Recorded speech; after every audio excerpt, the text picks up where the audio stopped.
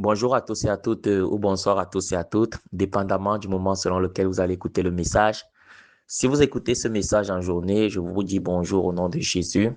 Si vous écoutez ce message en soirée, je vous dis également bonjour au nom de Jésus. C'est le frère Emmanuel, le plus petit parmi vous, le dernier des serviteurs, le prisonnier du Christ. Mes frères et sœurs en Christ, par la grâce du Seigneur Jésus, nous allons partager en ce jour autour d'un thème intitulé Une loi du Christ à accomplir. Je reprends le thème Une loi du Christ à accomplir. Vous savez, quand on parle déjà de loi, on entre dans les principes. Donc, ce thème s'inscrit dans le cadre de la rubrique principes bibliques. Une loi du Christ à accomplir. Ceci dit, avant de démarrer, comme d'habitude, en 2 minutes, permettez-moi de vous présenter la vision. Voilà. La chaîne YouTube Partage biblique. Si tu n'es pas encore abonné, abonne-toi. Si tu es en train d'écouter cet enseignement au niveau de la chaîne YouTube Partage biblique, n'hésite pas à t'abonner. Repartage également. La vision, c'est de diffuser plusieurs enseignements bibliques à travers le numérique afin que les gens soient touchés, afin que les vies soient transformées au nom de Jésus. Le site internet chrétien partagebiblique.com, partagebiblique.com en un seul mot. Si tu ne l'as pas encore visité, va le visiter. Voilà, par la grâce de Dieu, tu trouveras plusieurs enseignements regroupés en thématiques. Écoute, c'est complètement gratuit. Maintenant, étant donné qu'on a également besoin d'un soutien matériel, si le Seigneur te met en cœur de nous soutenir de manière matérielle, sans toi libre, va dans l'espace plus de la chaîne YouTube Partage biblique, tu vois comment tu peux nous soutenir. Va dans l'espace don du site internet chrétien partagebiblique.com, tu vois comment tu peux soutenir l'œuvre et que l'Éternel te bénisse pendant que tu le fais. Maintenant, si tu es technicien, si tu peux nous aider également bénévolement à traduire ces enseignements de telle manière que quand on partage les enseignements, ils puissent être doublés automatiquement en plusieurs langues, français, espagnol, pour que la plupart des personnes, voilà, j'ai même dit français alors qu'on est déjà en français, par exemple anglais, italien, lingala, je sais pas quoi, même les langues africaines, si tu peux permettre que ces partages soient automatiquement doublés pour que les gens puissent avoir accès à la parole de Dieu en leur langue également, n'hésite pas, voilà, on va entrer dans la diversification des langues de manière technique grâce à toi. Rapproche-toi du frère Emmanuel, tu vas dans l'espace plus de la chaîne YouTube Partage biblique, tu entres en contact avec moi et on voit comment cela est possible. Nous bénissons le Seigneur qui nous permet déjà d'avoir ces instruments au service de l'évangélisation. Sans plus tarder, nous entrons donc dans notre thème, une loi du Christ à accomplir, une loi du Christ à accomplir. Ici, j'attire ton attention sur l'article indéfini une. Tu vois un peu, on n'a pas dit la loi. Parce que dans la marche avec Dieu, il y a ce qu'on appelle les principes. Quand on parle de principes bibliques, il y a des principes. Dieu également, c'est un Dieu de principes. Par exemple, je vais prendre un principe que beaucoup n'aiment pas souvent entendre. Un principe qu'on appelle la dîme. Vous comprenez un peu? La dîme a précédé la loi dans le livre de Genèse. Vous allez voir que Abraham avait donné la dîme à Melchisédek. Melchisédek est déjà une préfiguration de Dieu d'une certaine manière. Quand tu vois les attributs de Melchisédek, une préfiguration de Jésus. Or, Abraham avait donné sa dîme. Et quand tu pars plus loin dans le passage de Genèse 13 au verset 2, on te dit là-bas que Abraham était très riche en or et en argent et en troupeaux. Vous voyez que ces patriarches étaient très riches matériellement. La plupart d'entre eux appliquaient les principes de la dîme et de l'offrande. Quand tu vas aller dans le passage de 1 roi 8, tu vas voir comment Salomon offrait des choses à Dieu. On dit qu'il offrait 22 000 brebis à Dieu. Je ne sais pas si vous vous rendez compte. Et c'est des gens qui étaient bénis matériellement. Donc voilà, par exemple, un principe de la bénédiction matérielle, qu'on ne te mente pas la dîme. C'est-à-dire, quand tu donnes à Dieu, donner à Dieu ne veut pas dire que Dieu a besoin, Dieu a forcément besoin de ce que tu vas lui donner. Non, quand Dieu voit ton cœur, quand Dieu voit ta disposition à offrir, le Seigneur t'offre également.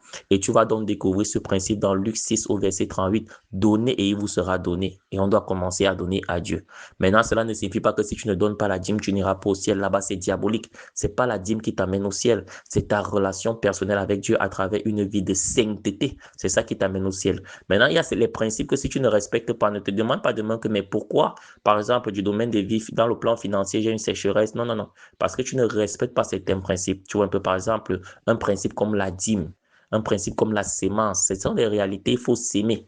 Quand tu vas lire 2 Corinthiens 9, verset 10 au verset 11, que celui qui donne la sémence au semeur et du pain pour sa nourriture, vous donne et vous multipliez la sémence et qu'il augmente les fruits de votre justice afin que vous soyez enrichis pour tout acte de générosité qui par notre intermédiaire, pas l'intermédiaire de qui des serviteurs de Dieu. Donc, il faut s'aimer dans l'œuvre de Dieu, s'aimer pour encourager. Dernièrement, quand j'étais en train de s'aimer auprès d'une communauté chrétienne, je ne vais pas partager avec vous ce que j'ai mis. J'ai mis dans l'enveloppe, j'ai écrit semence. Il faut s'aimer. Voilà. Voilà la chaîne YouTube Partage Biblique qu'on a lancée. Tu peux s'aimer pour encourager cette œuvre. Tu peux s'aimer pour encourager partagebiblique.com. Tu peux s'aimer pour encourager même d'autres personnes. Tu n'es même pas obligé de connaître des personnes. Je vais vous parler d'une ONG qu'on appelle Porte Ouverte. C'est une ONG qui aide beaucoup les chrétiens dans le monde entier. Les chrétiens persécutés du côté du Moyen-Orient, du côté, parce que nous, on a cette liberté-là, on bénit Dieu de parler de Dieu, on est en Afrique centrale, mais ailleurs, sachez qu'il y a des chrétiens qui souffrent. Il y a les chrétiens persécutés au Moyen-Orient, au Proche-Orient, au Qatar, il y a des chrétiens persécutés en Corée, en Chine. Il y a dans cette ONG-là qu'on appelle Porte Ouverte. Cette ONG accueille des chrétiens, les chrétiens qui ont fui par rapport à leur vie. Voilà. Jésus-Christ lui-même, quand il était menacé par Hérode, il était obligé d'abord d'aller fuir pour aller rester en Égypte. Donc la fuite ne veut pas forcément dire que oh, c'est un signe de faiblesse. Non, ça c'est un réflexe même humain, préserver sa vie. Donc il y a des chrétiens qui ont fui comme ça et l'ONG les accueille, l'ONG les aide. Vous voyez, moi je suis pas lié à cette ONG, mais je prie chaque jour que le Seigneur me bénisse afin que je puisse s'aimer là-bas. Donc, il faut s'aimer dans ces choses, s'aimer dans l'œuvre de Dieu, s'aimer dans l'évangile. C'est important, mes frères. Maintenant, pas l'intermédiaire. On vient de lire 2 Corinthiens 9, verset 10 au verset 11. Pas l'intermédiaire des serviteurs. Quand ils vont prier dans ce que tu auras donné, tu seras encore plus enrichi. Ça, ce sont des principes. Mais cela ne suffit pas que c'est ton offrande, c'est ta sémence qui va t'amener au ciel. Là, si quelqu'un te le dit, c'est déjà de l'escroquerie. Ce n'est plus la parole de Dieu. Voilà, mon frère, on a assez planté le décor. Une loi de Christ à accomplir. On est donc dans les principes. Et ici, je prenais un principe comme la dîme, comme l'offrande, pour vous montrer comment ça marche dans le domaine matériel, dans le domaine financier. Vous voyez un peu? Vous voyez que même les satanistes offrent. Oui, oui, même les satanistes pratiquent ça. Ils offrent, ils ont des fondations, ils ont des orphelinats, pour que ça entre encore plus, pour attirer les énergies à travers ce qu'ils vous donnent. Même le diable n'a rien inventé. Il voit ce qu'il a vu chez Dieu, mais il le pervertit seulement. Mais vous devez également savoir que parmi les principes, il y a une loi. On n'a pas dit la loi, elle fait partie des lois. Une loi de Christ à accomplir. Maintenant, c'est quoi cette loi? C'est l'amour du prochain. C'est l'amour du prochain. Je reprends la loi là, l'amour du prochain. Une loi de Christ a accompli l'amour du prochain. Une loi du Christ a accompli l'amour du prochain. Mon frère, ma soeur, tu ne peux pas te dire croyant. Tu ne peux pas te dire croyante et ne pas vivre dans l'amour du prochain. Vous comprenez un peu? Et ça, c'est le paradoxe. Quand je le dis, je ne vous pointe pas du doigt. Même moi, le frère Emmanuel, parfois, je me suis retrouvé dans ce paradoxe-là. Tu ne peux pas te dire chrétien et ne pas avoir de l'amour pour ton prochain. Tu ne peux pas te dire chrétien et te dire que ta vie se limite à toi. C'est-à-dire, si toi, tu as eu ton diplôme, si toi, tu as eu ton travail, si toi, tu as eu tes enfants, si toi, tu as eu ta femme, si toi, tu as construit ta maison, voilà, c'est bon. Dimanche, je suis seulement à l'église avec les autres et je continue ma vie. Non. L'amour, un chrétien, c'est celui qui témoigne de l'amour. Et on va voir tout à l'heure les déclinaisons de l'amour, les manifestations de cet amour. Donc, une loi du Christ, l'amour du prochain. Tu m'écoutes? Si tu ne marchais pas dans l'amour du prochain, commence à marcher dans l'amour du prochain. Et c'est pour ça que tu vois, Jésus va dire que beaucoup seront scandalisés. On va dire, ce ne sont pas ceux qui disent Seigneur, Seigneur qui hériteront le royaume de Dieu, mais ceux qui font la volonté de mon Père qui est dans le ciel. Le tout n'est pas d'abord de dire Jésus, Jésus, Jésus. Est-ce que tu manifestes l'amour à ton prochain? Quand on dit prochain ici, on voit le radical proche, on voit la racine proche, c'est-à-dire des personnes qui te soient proches, que ce soit dans ta famille, mais les personnes proches que tu amènes à rencontrer chaque jour. Parce que la vie place sur ton chemin des proches. Les proches ne sont pas seulement ceux qui sont liés à toi d'un point de vue du sang. Les proches également, ce sont ces personnes que tu côtoies chaque jour. On va donc parler de prochains. Prochains, ces gens qui t'approchent, ces gens que tu côtoies dans le cadre de ton travail, dans le cadre de ton école, dans le cadre quand tu marches dans la rue, est-ce que tu les rends de l'amour? Est-ce que tu les rends de l'amour? Aujourd'hui, le monde souffre beaucoup. Là, je vais interpeller maintenant les psychologues, les psychiatres qui vont écouter. Ils vont vous dire que beaucoup de personnes là que vous voyez qui terminent psychopathes, beaucoup de personnes là que vous voyez qui terminent même parfois criminels, parfois c'est dû à un manque d'amour. Parce que les gens ne donnent que ce qu'ils ont, ce qu'elles ont. Si quelqu'un n'a pas reçu de l'amour, comment il va donner l'amour à la société? Or, les qui doivent donner de l'amour à la société en premier, c'est nous les chrétiens. Pourquoi? Parce que quand nous lisons le livre de Matthieu 5, verset 13 à 14, on dit que nous sommes la lumière du monde. L'amour, c'est une lumière que tu apportes dans le monde entier. Tu vois un peu? Peut-être il y a ce frère dans ton quartier qui fume du chanvre, qui prend peut-être de la drogue, et toi, tu passes seulement ton temps à le pointer du doigt.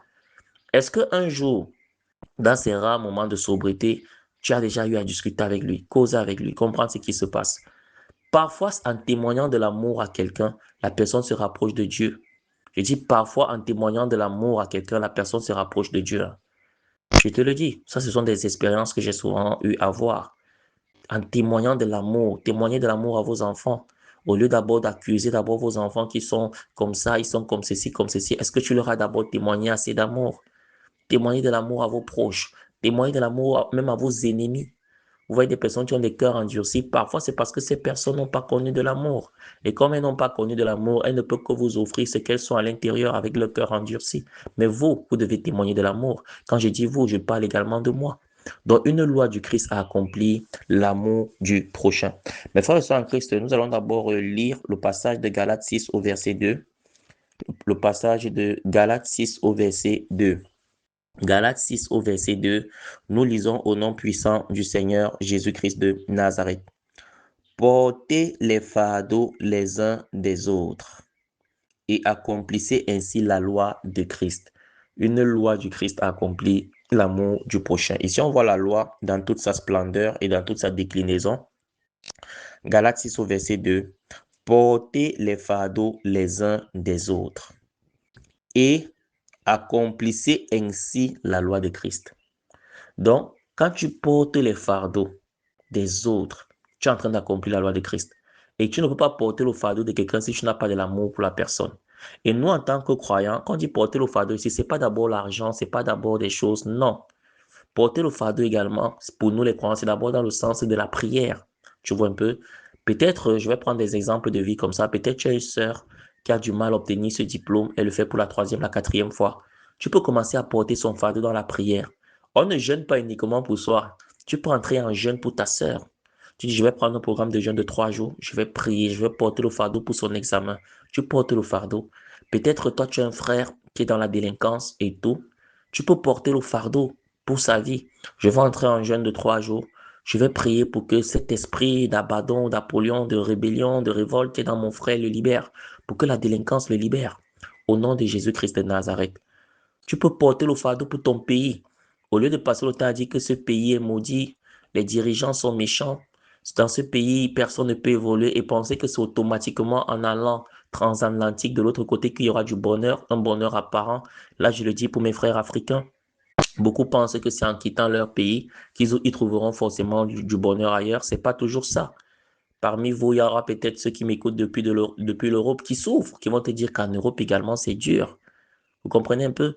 Mais au lieu d'avoir machinalement l'esprit de quitter son pays pour aller ailleurs, tu peux commencer à porter le fardeau pour ton pays. Le Seigneur dit dans le livre d'Ézéchiel 22, verset 30, je cherche parmi vous un homme qui se tient à la brèche en faveur du pays afin que je ne détruise au point, mais je n'en trouve pas. Tu peux te lever dans la prière pour ton pays. Tu portes le fardeau pour que le pays change. En tant qu'enfant de Dieu, tu as ce pouvoir. La Bible dit que ce que tu liras sur la terre sera lié au ciel. Ce que tu délieras sur la terre sera délié au ciel. Matthieu 18, verset 18. La Bible dit dans le livre de Proverbes 21 au verset 1 que les cœurs des rois sont un courant d'eau entre les mains de l'Éternel. Il les incline partout où il veut. L'Éternel peut incliner le cœur du dirigeant de ton pays où il veut. Maintenant, toi, tu parlais dans la prière et tu dis, Seigneur, j'aimerais qu'on lance un recrutement massif de 30 000 diplômés. Regarde tous ces jeunes qui souffrent là. Toi, le Dieu qui incline les cœurs des rois. Papa, incline le cœur de mon dirigeant en faveur du lancement d'un recrutement de 30 000 diplômés dans les 2 semaines qui viennent. Tu as ce pouvoir en tant que chrétien et Dieu peut incliner le cœur de ton dirigeant et tu apprends dans une radio qu'on a lancé ce recrutement. Alors, au lieu de passer le temps à te plaindre, donc en tant que chrétien, on a beaucoup de pouvoir. Malheureusement, nous sommes pourquoi on peut même influencer même les nations. Tu vois un peu? Donc, la Bible va donc dire dans le livre de Galates 6 au verset 2 que portez les fardeaux les uns des autres et accomplissez ainsi la loi de Christ. Vous voyez un peu? Et accomplissez ainsi la loi de Christ. Donc, il faut porter les fardeaux les uns les autres. C'est important. Par exemple, tu as ton frère qui n'a pas de chemise, toi tu as 10 chemises, enlève une chemise, tu donnes à ton frère. Par exemple, toi tu as les moyens financiers. De temps en temps, soutiens également l'autre avec tes moyens. Tu peux l'aider à être autonome, lui donner une somme pour qu'il démarre une activité. Porter les fardeaux, tu peux porter le fardeau d'un ministère. Je vous ai donné, bon, je ne parle même plus de partage biblique.com, la chaîne YouTube Partage Biblique, que le Seigneur a bien voulu que je sois des personnes qui sont l'une des personnes qui soient mises en avant. Je vous ai parlé par exemple de porte ouverte. Allez taper sur Internet porte ouverte. Moi, j'ai le fardeau pour cette ONG et je prie que le Seigneur me bénisse pour les aider également à ma manière un jour. Je vous ai dit, ils font du bon travail, ils aident les chrétiens persécutés à travers le monde. Tu peux porter le fardeau d'une ONG pareille, tu commences à soutenir. Si tu as les moyens. Tu peux porter le fardeau, par exemple, de la chaîne YouTube Partage Biblique du frère Emmanuel. Tu me soutiens dans les prières pour que ces messages qu'on partage aillent dans le monde entier. Tu peux porter le fardeau de beaucoup de choses. Donc, un enfant de Dieu, dans l'amour, une loi du Christ accomplit l'amour du prochain, il y a l'aspect porter les fardeaux. Tu ne dois pas être content pendant que l'autre est encore à terre. Tu vois un peu, nous sommes une armée. Et je ne sais pas s'il y a des militaires qui vont écouter. Ils savent que pendant qu'ils font leur formation, il y a des exercices en groupe que si un n'arrive pas à faire, on punit tout le peloton, vous partez recommencer parce qu'un n'a pas pu faire. Les militaires qui m'écoutent vont confirmer cela en commentaire. C'est la même chose. En Christ, nous formons une armée, nous formons un ensemble, on parle du corps du Christ. L'Église est un corps. Maintenant, est-ce que moi, le doigt, je peux être content pendant que mon ventre fait mal? Regardez seulement votre corps là. Quand la dent te dérange et le pied marche, est-ce que tu es à l'aise? Non. Tu ne peux pas être à l'aise pendant que ton frère, ta sœur est en train de souffrir, pendant que toi, tout va bien dans ta vie. Non. Quand tu vois quelque chose qui ne va pas, porte le fardeau. Commence à porter le fardeau dans le jeûne, dans la prière, dans l'intercession. Commence à porter le fardeau. Si tu peux apporter, ce que tu peux apporter, on a toujours quelque chose à porter. Hein? Si toi, le Seigneur t'étudie dans les dons spirituels, tu peux imposer les mains et qu'ils soient guéris. Va porter le fardeau dans les hôpitaux. Commence à aller prier pour des malades. La Bible nous dit dans le livre de Galates 6 au verset 2, portez les fardeaux les uns des autres et accomplissez ainsi la loi de Christ. Donc, une loi du Christ accomplie, l'amour du prochain, aimer son prochain également, c'est porter son fardeau. Porter son fardeau. Je constate que telle chose n'avance pas dans la vie de mon frère. Voilà. Au lieu de faire du commérage, je vais porter le fardeau. Je vais entrer dans un jeûne. Je vais entrer dans un moment de prière. Et je vais prier pour mon frère. Pendant que tu vas prier pour ton frère là, ton frère a sûrement également pris pour cela. La Bible dit que quand deux parmi vous se mettent en accord pour demander la chose, leur sera accordée. Ça, c'est la prière en union. Elle est très puissante. Dieu va agir. Et maintenant, pendant que tu vas prier pour ton frère là, Dieu va également se souvenir de toi. Les gens pensent que c'est forcément en priant pour eux chaque jour que Dieu se souvienne de non. Quand tu le fais chaque jour, tu montres également ton égoïsme. Or, on a la révélation dans le passage de Job 42, verset 10. On dit que Job a été rétabli dans ce qu'il avait et voire même plus quand il a commencé à prier pour ses amis. Vous allez voir cela. Donc, quand Job a commencé à prier pour ses amis, c'est là où Dieu l'a rétabli. Donc, quand tu portes le fardeau, Dieu également se souvient de ta vie. C'est également un raccourci pour être exaucé. Ce sont les lois spirituelles. Par exemple, quand tu portes le fardeau des autres, Dieu est dans la vie de mon frère là, de mon fils là, il y a encore il y a encore le problème de masturbation. Or, il a longtemps prié pour ça. Bon, comme il est en train de prier pour la sœur qui n'a pas le travail, j'enlève directement la masturbation dans sa vie. Tu te rends seulement compte que la masturbation a disparu. Pourquoi? Parce que tu portais le fardeau de quelqu'un d'autre. Tu es en train de porter le fardeau de ta nation. Seigneur, que le sang ne coule pas dans ma nation. Seigneur, que ma nation reste dans la paix. Oh, voilà, il est en train, voilà, mon enfant est en train de porter le fardeau de tel pays. Voilà, il va empêcher les guerres dans son pays. Ok, pendant qu'il le fait, pendant il porte le fardeau pour amener la paix dans son pays, moi également, j'amène la paix dans sa vie. J'amène la paix dans sa vie conjugale. Peut-être toi et madame, ça ne donnait pas subitement, la paix revient parce que tu portais le fardeau dans un autre domaine. Donc, Galates 6, verset 2, accomplir la loi du Christ en manifestant l'amour, c'est également porter les fardeaux les uns les autres. Donc, il faut arrêter forcément de faire du commérage. Voilà, tel n'a pas ceci, de critiquer, non. Il faut commencer à porter le fardeau.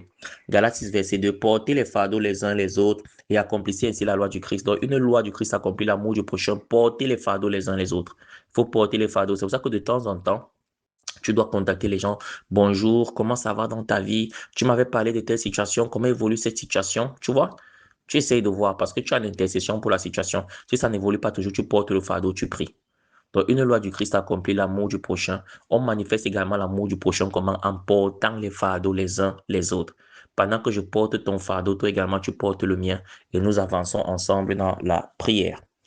On va donc poursuivre, après Galates 6, verset 2, on va poursuivre avec 1 Jean 4, verset 20 à 21. 1 Jean 4, verset 20 à 21. Le thème, c'est une loi du Christ à accomplir. Et nous sommes en train de découvrir que cette loi du Christ, c'est l'amour du prochain. Ce thème s'inscrit dans le cadre de la rubrique principe biblique. 1 Jean 4, verset 20 à 21. Si quelqu'un dit « j'aime Dieu » alors qu'il déteste son frère, c'est un menteur. Ouais. Une loi du Christ accomplie, l'amour du prochain. Si quelqu'un dit j'aime Dieu et qu'il déteste son frère, c'est un menteur. Mon frère, c'est facile à regarder. Hein. Quand quelqu'un te parle de Dieu et tout, regarde sa vie avec ses proches. Regarde comment il se comporte avec les gens. C'est aussi simple que ça. Je ne sais pas si vous comprenez un peu. La Bible dit donc que si quelqu'un dit j'aime Dieu alors qu'il déteste son frère, c'est un menteur. En effet, si quelqu'un n'aime pas son frère qu'il voit, ça c'est 1 Jean 4, verset 20. En effet, si quelqu'un n'aime pas son frère qu'il voit, comment peut-il aimer Dieu qu'il ne voit pas? Mon frère, ma soeur, si tu n'aimes pas ton frère que tu vois, si tu n'aimes pas ta soeur que tu vois, comment peux-tu donc prétendre aimer un Dieu que tu ne vois pas? Parce que Dieu est esprit. Il est esprit, il est amour. Dans 1 Jean 4, verset 8, on te dit que Dieu est amour. Comment tu peux avoir l'amour et ne pas manifester l'amour? Ça veut dire qu'il y a un problème. Donc, si quelqu'un dit j'aime Dieu et qu'il déteste son frère, c'est un menteur. En effet, si quelqu'un n'aime pas son frère qui voit, comment peux-tu aimer Dieu qui ne voit pas? 1 Jean 4, verset 21, on poursuit. Or, voici le commandement que nous avons reçu de lui, le article défini. Ici, Dieu définit un commandement. Or, voici le commandement que nous avons reçu de lui. Celui qui aime Dieu doit aussi aimer son frère. Maintenant, on est au mode impératif, must. The one who loves God must also love his fellows, must also love his brother, must also love her sister. Je ne sais pas si vous comprenez ça. La personne qui aime Dieu, il doit également aimer son frère, sa sœur. 1 Jean 4, verset 21. Or, voici le commandement que nous avons reçu de lui. Celui qui aime Dieu doit aussi aimer son frère. Celui qui aime Dieu doit aussi aimer son frère. Donc, quand tu aimes Dieu, tu dois également aimer ton frère. Une loi de Christ accomplit l'amour du prochain. Commence à marcher dans l'amour. Commence à te réjouir quand les autres sont heureux. Tu comprends un peu? Et sors de la jalousie. J'aime souvent dire que, je vais prendre des exemples. Si par exemple ton frère, ta soeur a construit une maison, toi tu n'as pas encore de maison, sois heureux. Pourquoi? Parce que ton frère est la preuve que toi également, tu peux avoir une maison. C'est un homme comme toi, non? Si l'homme a pu construire une maison, ça veut dire que toi également, homme, tu peux construire ta maison. Tu commences à aimer, tu commences à te réjouir pour les autres. Pendant que tu le fais, ta disposition de cœur t'ouvre d'autres grâces au nom de Jésus-Christ de Nazareth. Donc, une loi de Christ accomplit l'amour du prochain. On va donc poursuivre avec l'avant-dernier passage. Hébreux 13 au verset 3. Hébreux 13 au verset 3. Le livre d'Hébreux. Hébreux 13 au verset 3. Souvenez-vous des prisonniers. Voilà. Ici, on voit une loi de Christ accomplir l'amour du prochain. Tout à l'heure, on parlait des dons, on parlait des semences. Voilà. Il y a voilà, je pense ici, moi, je vois beaucoup les hommes de Dieu, j'écoute beaucoup. Il y a par exemple le pasteur, je pense, Yanis Gauthier, voilà, qui fait dans les aumôneries, il travaille beaucoup avec les prisonniers. Vous pouvez aller s'aimer dans une œuvre pareille. Vous pouvez aller bénir cela. On dit dans le passage d'Hébreux 13 au verset 3, souvenez-vous des prisonniers comme si vous étiez prisonniers. Souvenez-vous des prisonniers comme si vous étiez prisonniers. Tu vois, l'amour du prochain t'amène à te mettre à la place de ton prochain. C'est-à-dire, quand tu vois par exemple quelqu'un qui n'a pas mangé, tu te comportes comme si toi-même tu n'as pas mangé. Tu vois quelqu'un qui est en prison, tu te comportes comme si toi-même tu étais prisonnier. Hébreux 13 au verset 3, souvenez-vous des prisonniers comme si vous étiez prisonniers avec eux. Donc souviens-toi des prisonniers comme si tu étais prisonnier avec eux. Et de ceux qui sont maltraités comme si vous étiez dans leur corps. Et de ceux qui sont maltraités comme si vous étiez dans leur corps. Ça, également, c'est l'amour du prochain, c'est mettre à la place de l'autre. Tu ne peux pas bien dormir pendant que quelqu'un souffre quelque part et tu te dis chrétien. Non, il y a un problème. C'est pour cela que le Seigneur, dans le cadre de cette bénédiction, le Seigneur va au-delà de ta propre vie. Le Seigneur t'invite à posséder les nations. Quand tu lis Psaume 2, verset 8, on dit, demande-moi et je te donnerai les nations en héritage, les extrémités de la terre pour possession. Dieu te promet les nations, il te promet les extrémités de la terre. Pourquoi? Parce que toi, tu es appelé à aider le plus grand nombre. Donc, ce n'est pas une histoire familiale, ce n'est pas une histoire de ta vie. C'est une histoire de te souvenir de ceux qui souffrent dans le monde entier pour également aider à ton niveau. La Bible va donc dire dans le livre d'Hébreux 13 au verset 3, souvenez-vous des prisonniers comme si vous étiez prisonniers et de ceux qui sont maltraités comme étant vous aussi dans le même corps, comme étant vous aussi un seul corps. Donc, dans la loi du Christ accompli, on doit se souvenir de ceux qui souffrent. Se souvenir de ceux qui souffrent, c'est également manifester l'amour pour le prochain. Pendant que tu le fais, tu es en train d'accomplir la loi de Dieu. Tu es en train d'accomplir la loi de Christ. On va donc terminer avec le commandement de Matthieu 19 au verset 19. Et si on voit ce commandement de manière formelle, Matthieu 19 au verset 19, honore ton père et ta mère et tu aimeras ton prochain comme toi-même. Voilà, les croyants récitent beaucoup cela. Et tu aimeras ton prochain comme toi-même. Une loi de Christ accomplit l'amour du prochain. Dans l'amour du prochain, on doit aimer le prochain comme nous-mêmes. Je vais par exemple prendre un cas de figure. Peut-être toi, tu es un patron, tu as des employés. À un moment donné, tu dois les aimer comme toi. Tu vas dire, voilà, moi je suis patron, j'ai pu construire une bâtisse, j'ai pu avoir ceci, avoir cela. Moi, peut-être j'ai l'assurance, peut-être médicale, je prends un truc comme ça. Mais ces employés qui travaillent pour moi, est-ce que parmi eux, il y a des gens qui ont une bâtisse? Est-ce que parmi eux, il y a des gens également qui ont l'assurance médicale que j'ai? Est-ce que parmi eux, il y a des gens qui peuvent également se soigner comme moi? Je n'ai pas dit que les employés auront la même statut que toi, non. Mais tu commences à te soucier d'eux. Quels sont les mécanismes qu'on peut mettre en place pour qu'en 2, 3 ans, eux également puissent avoir des maisons? Quels sont les mécanismes qu'on peut mettre en place pour qu'en 1 an, 2 ans, ils puissent également bénéficier d'une assurance médicale? comme moi j'ai bénéficié. Là, tu commences à aimer les autres comme toi. Tu comprends un peu? Donc, c'est pas que toi seul tu prospères, les autres sont en arrière. Non, c'est pas ça. Donc, tu commences à aimer les autres comme toi. Maintenant, quand tu aimes les autres comme toi, tu accomplis la loi du Christ. Tu portes le fardeau de l'autre. On vient de voir ça dans le livre de Galates 6 au verset 2. Pour Galates 6, verset 2. Galates 6, verset 2. Retiens ce passage. Portez les fardeaux les uns des autres afin que vous accomplissiez la loi de Christ et vous accomplirez ainsi la loi de Christ. Dans la loi de Christ, c'est ça. L'amour du prochain. Aime ton prochain comme toi-même. Ça, c'est un passage. Tu aimeras ton prochain comme toi-même. C'est l'un des passages bibliques les plus faciles à retenir. Matthieu 19, 19. Tu vois seulement 19 deux fois et tu mets Matthieu devant. Matthieu 19, 19. Tu aimeras ton prochain comme toi-même. Tu commences à te mettre à la place de ton prochain. Tu te souviens de ceux qui souffrent. On a vu ça dans Hébreux 13 au verset 3. Souvenez-vous des prisonniers comme si vous aussi vous étiez enfermés. De ceux qui sont enfermés, de ceux qui sont maltraités comme étant aussi vous-même dans un seul corps. Tu commences à te souvenir de l'orphelin. Tu commences à te souvenir de la veuve. Et dernièrement, j'ai vu un pasteur dans mon quartier et j'ai béni Dieu pour ce pasteur. Il a distribué des sacs de riz aux veuves du quartier. C'était vraiment merveilleux. Je sais pas voir un peu, quand tu fais ces choses, pasteur, toi qui as un ministère, tu n'es pas seulement là pour percevoir. Le pasteur, c'est le berger, c'est également celui qui encadre. Et d'encadrer, il a donné de l'amour. Donner de l'amour également, c'est subvenir aux besoins. C'est pour ça que Jésus, même dans son ministère, Jésus pouvait multiplier les pains et les poissons. Toutes les personnes qui suivaient Jésus, ce n'était pas seulement pour écouter la parole. Jésus prenait soin des gens. Toi également, en tant que berger, tu es appelé à prendre soin des gens. Tu es appelé à aider à ton niveau. Par exemple, voilà la rentrée scolaire qui va arriver. Tu peux organiser une collecte, je sais pas quoi, pour payer peut-être des cahiers. Peut-être on va payer, bon, je dis comme ça, peut-être des choses qui ne sont pas très intelligentes. Peut-être on va payer 30 cahiers de 200 pages. Ici en Afrique, le cahier de 200 pages peut coûter 500 francs CFA. Si on paye 30 cahiers de 200 pages, on est à combien? Peut-être on est à 15 000 francs pour le budget des cahiers. OK, 30 cahiers, on met de côté. On va payer peut-être 5 livres de mathématiques, peut-être 7 livres de mathématiques, je ne sais pas quoi. Voilà. Peut-être pour la classe, on choisit une classe comme ça parce qu'on ne peut pas aussi payer pour toutes les classes. On peut choisir une classe comme ça. On va payer 7 livres de mathématiques, peut-être pour la classe de troisième. Voilà, le livre de mathématiques coûte combien? Je vais dire aussi un truc comme ça, peut-être ça coûte 5 000. OK, on va payer 10, 50 000 pour les livres de mathématiques, la classe de troisième. Voilà, 10 livres de mathématiques. Voilà, à ton niveau, tu as pu rassembler 65 000 francs CFA. Tu dis, cette année, les élèves qui sont en classe de troisième, il y a 10 livres de mathématiques disponibles. Vous comprenez un peu? Mais on va privilégier les orphelins. S'il y a des orphelins ici, ceux qui n'ont plus de parents, qui n'ont plus de maman et tout, qui font la classe de troisième, nous avons 10 livres de mathématiques disponibles. Allez vous enregistrer et tout, et tout, et tout. Les gens partent s'enregistrer.